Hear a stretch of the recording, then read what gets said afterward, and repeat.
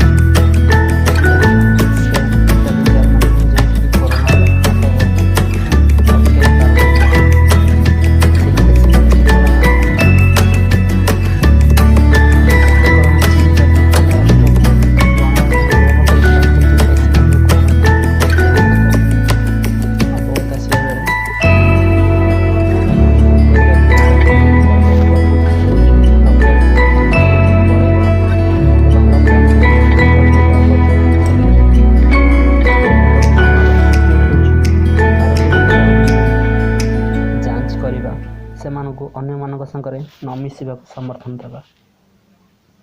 यह रोग चीन रे छनका बसी जो मैंने सुस्थ हो घरे थे से माने डाक्तरखाना अच्छा कारण एम एसिमोटिक कोरोना देखा जाने जानी पार कोरोनार लक्षण जहाँ देखा जाऊ ना।